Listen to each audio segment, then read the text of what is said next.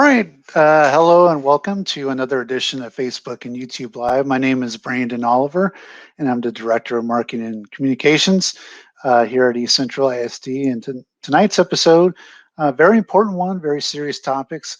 We're going to be talking about dangerous teen trends and online safety. And as we know, we have a lot of remote learners. And so online safety is crucial. And then there's some other topics as well. But I'm going to bring on right now John Hernandez. John Hernandez, how are you doing this evening? Exceptional. Good afternoon, I like Brandon. that. I like that. I like exceptional. Yes, sir. So I'm John Hernandez. I'm the Director of Student Services. Very pleased to bring this very informative topic to you this evening. I'm over attendance and discipline. And one of the things that we analyze in our department and the committees that I oversee is that we started seeing a rise in vaping and also got a phone call in regards from an assistant principal at a middle school in regards to online safety. And so as we dug further and further into these apps that I had never heard of, and you're going into uncharted territory, and we find out that they're causing some seriousness harm to our students. And so what a better way to partner with Region 20 to get some experts in the field that deal with this on a consistent basis as to how can we inform our community that some of these apps and these trends that we're seeing are very dangerous to our students. We want to definitely reach out to our community and equip our community with this message. So at this time, I'm going to introduce Samantha Beard from Region 20, who is a specialist that will be doing the presentation this evening. But thank you, Samantha, for being available to bring this important topic to our community. Of course, John. Thank you. We'll go ahead and get started now. Like he said, my name is Samantha Beard, and I'm a specialist at Region 20. I happen to work in the Child and Adult Care Food Program as well as the School Safety Program, where I am the lead on drugs and human trafficking. So that's what we will be talking about today. Let me go ahead and get started. So like John said, we are going to go over two different things. We're going to be talking about online safety, and then we'll also be discussing vaping as well. For the purpose of this presentation, though, I really like to start off with internet safety, because if you think back to last March, which I can't believe has been a whole year now, a lot of districts equipped their kids with devices and then they sent them home. And so one of our big problems was just making sure that these kids were staying safe online or that they knew things about internet safety. So this was really relevant at the time, and of course still is really relevant at the moment. So I really like this post that I saw. It kind of just shows the differences between life and now and 20 years ago. So in 1998, we used to teach kids, don't get into strangers' cars and don't meet people from the internet. But then you fast forward to 2016, and it was literally summon strangers from the internet to get in their car. And so I think this is just a good way to show how difficult it's become to teach the differences of how advancing technology can be a really great thing, but can also be a really scary thing at the same time. Because when you think about things like Uber and Lyft, we kind of removed the idea of being cautious of strangers. And the problem is now we can tell kids to stay away from the creepy white van all that we want. But the problem with that is the creepy white van looks a little bit different now than it used to. So nowadays they're going to look a little bit more like this. And so, of course, this is not a comprehensive list of apps that are out there. These are just some of the more popular ones. I'm sure you recognize quite a few. But three that I really wanted to talk about today, and then a couple others that we'll talk about as well, you'll see over here on the left. We've got TikTok up on the top. I know that one's a really huge popular one. It kind of spread just as quickly as COVID did, especially once lockdown hit. People were really downloading TikTok. But all three of these, so you've got TikTok, Roblox, and Omegle. The danger that you're seeing here is the ability to be able to communicate with strangers. And so I like to give an example. When I say strangers, I really mean complete strangers. I was in Hobby Lobby, the craft store, a couple months ago, and they have a section where you can try out the markers before you buy them. And so you can do that. They just have paper laying out that you can write on. And I had seen that a kid had written their Snapchat handle on one of those pages. So any person walking in the Hobby Lobby that day, or however long those papers are out, could have added this kid on Snapchat, having absolutely no idea who they were. And so it really is kind of the draw now with these apps. You want followers, you want people to watch your content. You don't necessarily care who they are whatsoever. So again, that danger of talking to strangers has just been something that's really throughout all of these apps here. So this website, and I'm going to put a resource packet link in the chat for you guys at the end. So some of these things I'm referring to, you'll be able to get to them. But this website I really like to share with you guys is called SmartSocial.com. And what this does is it puts a lot of the popular apps that are out there into different categories based on how safe or how dangerous they might be for children. So you'll see a couple of the ones that I've had on the last page definitely fall into the red zone apps, like that Omegle one there. And then it even breaks down why it's in that specific zone. And so what I really like about this website, though, is that gray zone that you see there. So what the gray zone is are apps that could be safe if you're using the appropriate privacy functions or the right parental settings, but they can just as easily fall into the red category if you're not using the appropriate functions. So I showed you Roblox on that previous page. That's something that might fall in the gray zone app because you can make it a setting to where your children can only speak to their friends and their approved friend list. However, if you don't have those settings on, they still do have access to complete strangers.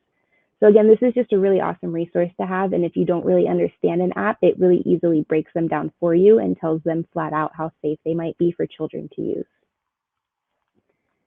So something else I like to talk about when we're talking about apps are something called hidden apps. And so what those are applications that have secret operations for the user, but they actually front as a different app. So I've actually downloaded them, one of them on my phone, so I can kind of walk you through it. So what you'll see here, this is my regular calculator app that comes on my phone. However, I've also downloaded this calculator app on the right, and you'll see it works just the same as any regular calculator would. But when I put in my secret code, which is 1314, you'll see it opens up a different function here. And so now I've got this photo album inside of the calculator. And what I can do is I can actually select and go in, and I can choose different pictures from my photo album on my actual phone. And I can select that I want to add them to this app. And then I can even delete them completely from my camera roll that's on my phone. So once I do that, that now means that these photos have been deleted from my camera roll on my phone, and they exist now only inside of this app. So once I actually click out of it, open it back up, you'll see it fronts again just as a calculator, and it's not until I put in my code again that you'll actually see those pictures there that I've hidden.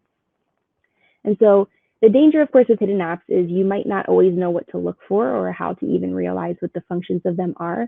My best advice for this one is definitely keep an eye out for things that look like duplicates. So for example, why would I need another calculator app if I already have one that came on my phone? So that might be something that just kind of triggers you to think that maybe it doesn't have quite the function that it's fronting as. And then if you do kind of spot something that you think might be a little bit suspicious or you might think is a hidden app, I always also recommend just go ahead if you have the name of that app to put it in Google, because of course that'll tell you exactly what the functions of that app are. So at this point, even if you're thinking, okay, noted, look out for hidden apps. I think I know what to look for. I'll stay away from the dangerous apps that are on that list. Something that came out in September, and this was already a function on Android phones, was the iOS 14 update. And so this allowed you to completely customize your phone screens with widgets and shortcuts. And so of course, the problem with that was phones looked a little bit more like this, and now they could in fact look a little bit something more like this. So again, like I said, you can completely customize your phone's home screen, how all of the icons look, how all of the apps are titled. So for example, you'll see here on that second page, the Maps icon with the avocado there. I could click on that and that could actually open up Roblox for me. So just because something has an icon and it has a name with this update, it could actually open up anything whatsoever.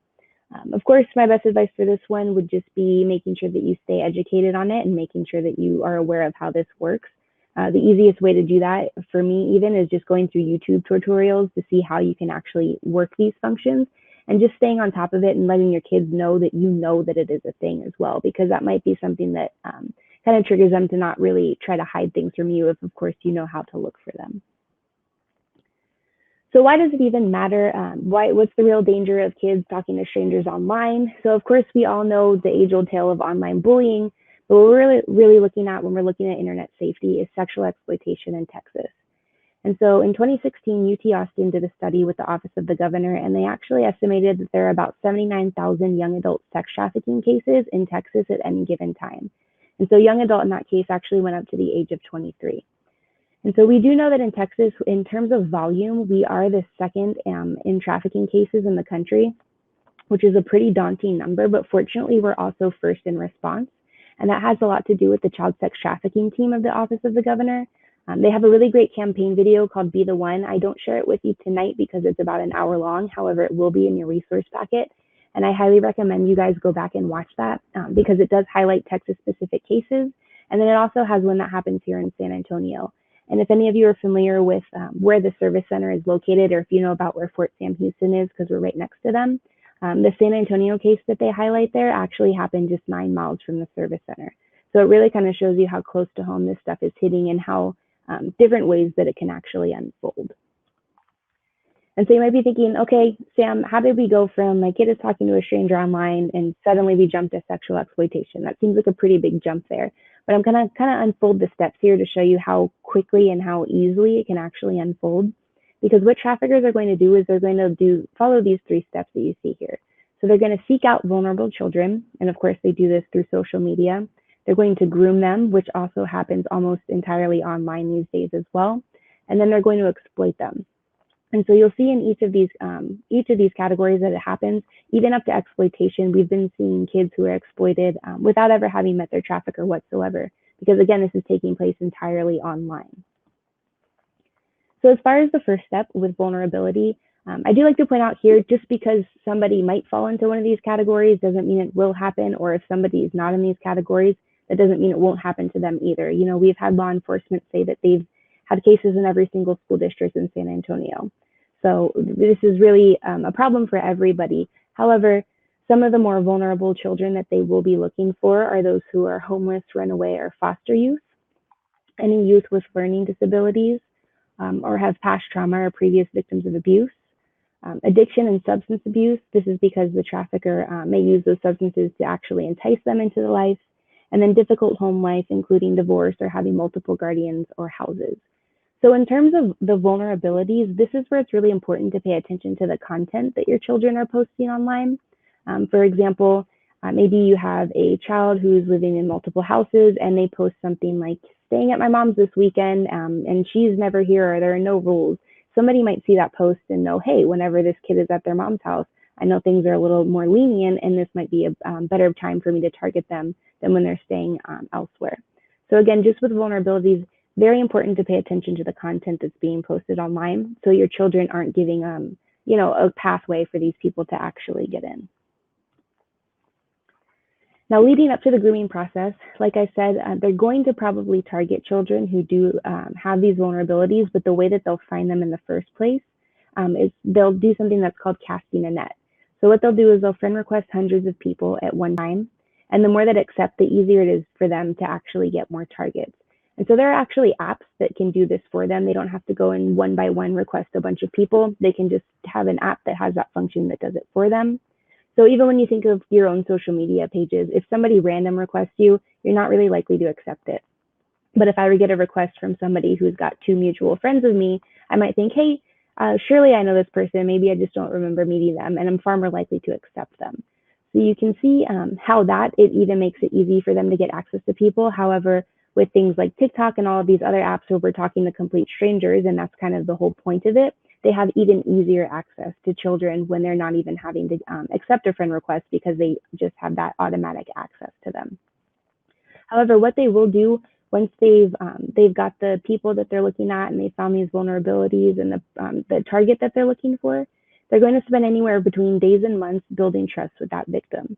And so the way that they'll do that, again, they're going to take a look at the content that the child is posting, and they're going to start building their own story based on that content.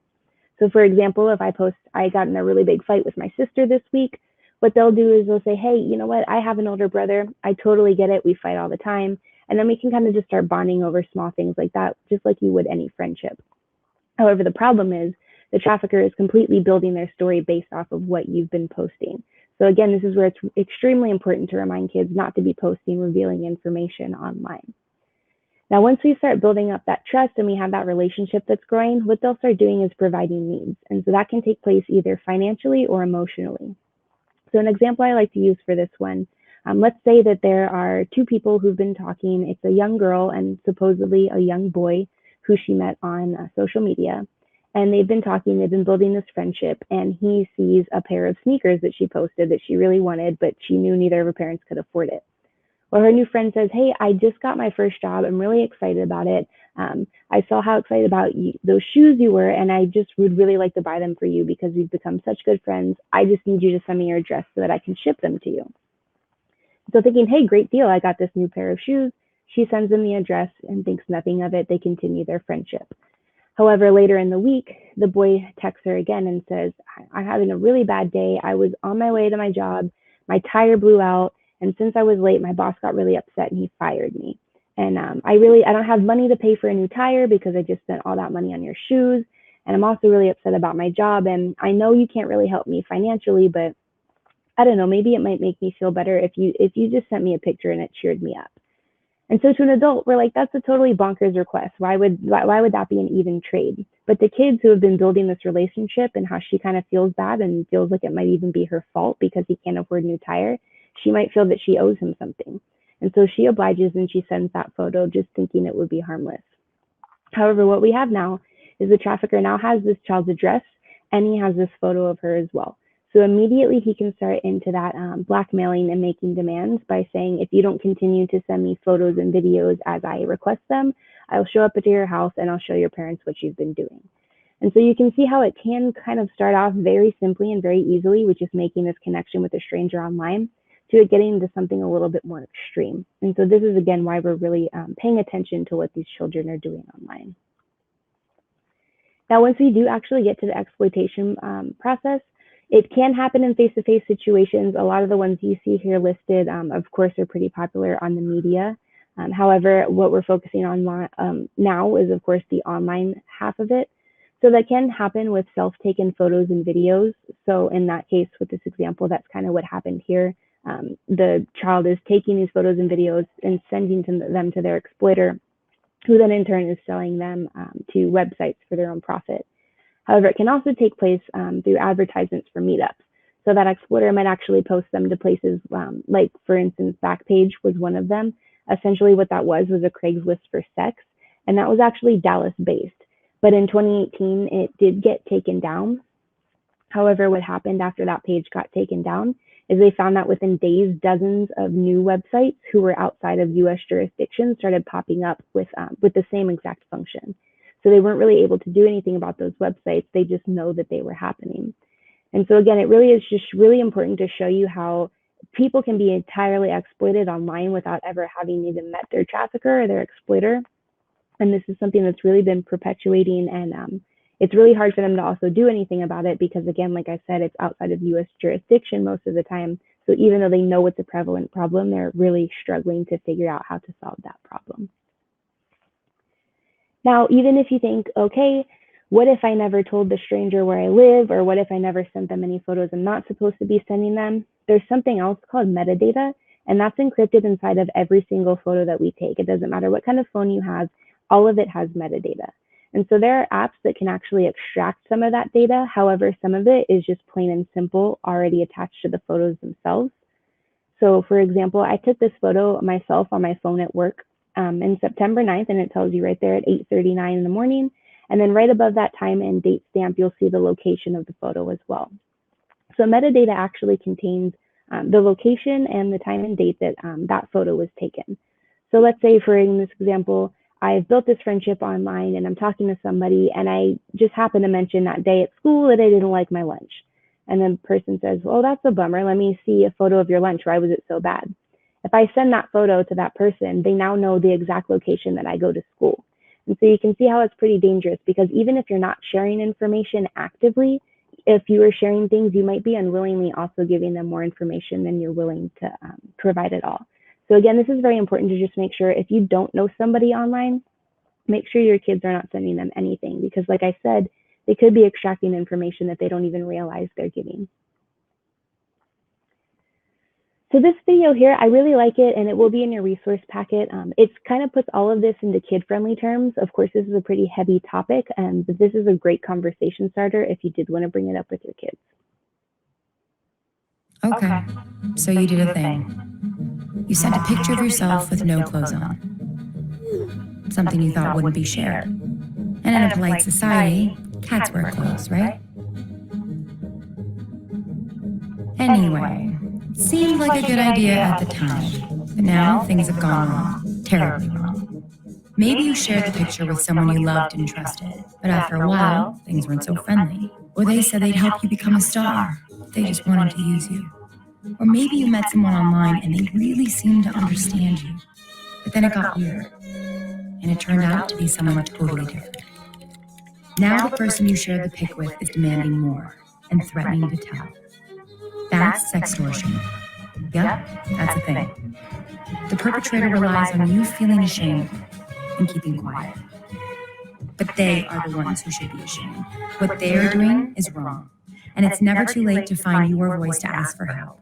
Or too early to reach out to your friends to tell them you'll be there no matter what. In fact, you can stop sextortion before it starts by talking about it now. With support, you can do anything, and you can focus on the important business of being cats. So tell your closest friends today you've got their back no matter what. So again, I think that's just a really good introduction piece if you did want to talk to kids about it, and it will be in your resource packet. And so right now, I kind of like to, normally when I'm giving this presentation, I hear them say, you know, that's really sad or that's really upsetting, but surely it doesn't happen here. I don't know anybody it's personally happened to, so it probably isn't really a problem. So in this part of the presentation, I'm actually going to show you a handful of people who have been arrested for the sexual exploitation here in San Antonio. So first off, this man here was actually accused of enticing a 15-year-old to travel here from Houston in order to traffic her. This man had a kind of similar story. He was bringing underage girls to San Antonio from Odessa under the guise that they were going to party. However, he was trafficking them. This woman tried to force an older relative to engage in sex acts against their will. This man here in San Antonio was actually trafficking his own wife. This guy, his name is Spider Moreno, and if you watch that Be the One video that I talked about earlier from the Office of the Governor, in 2012, he was actually the first trafficking case who was tried in San Antonio. And again, that'll feature that case that I told you about where that young girl was actually just 9 miles from the service center. This girl here, before TikTok was a thing, she had a viral YouTube video. It happened to be that she went viral on YouTube, has no connection to her human trafficking case, but it was just something that happened here. And then this man here was engaging in filming in sex acts with 2 15-year-old boys. And so, of course, this isn't a list of all the people who have done it here in San Antonio. This is just a quick Google search, and you'll find some of these people on there. I do also point out at this point, we have heard from law enforcement that the highest area for trafficking here in San Antonio actually happens in the medical center. And that's because we've heard that they have people with higher income mixed with people with lower income. So we've got the people who have the means to purchase sex and the people who are being exploited there as well. So that's also something to just kind of keep in mind and make you realize that it really is happening here in your own home. So as far as how to respond if something like this does happen, this can vary. This can go anywhere from a child maybe just felt uncomfortable online all the way up to something a little bit more serious. The first one for sure is definitely don't scare them. Of course, they're going to be scared enough from the situation that's happening. We don't want to make it any worse. Listening attentively. We've heard that it's really important that you kind of don't push any stories on them. Just let them freely tell you exactly what happened. So we're not putting our own narrative on any of the story. Definitely don't place blame. These kids aren't doing anything, stupid or something they're not supposed to do. It's just that these people are professionals and they know exactly what they're doing and how to manipulate them. So it's not the child's, it's not the child's fault at all. It's all completely up to the exploiters. Definitely making sure that you answer questions for them. And then lastly, and really importantly, is helping them report it. And so again, this can go, reporting something can be, a small instance of bullying on Instagram. You can always report that to the app itself. Or if it's something a little bit more important, you also want to report it to the police and or the school as well. So you do see the cyber tip line here. Again, that goes from either end of the spectrum, from small to large.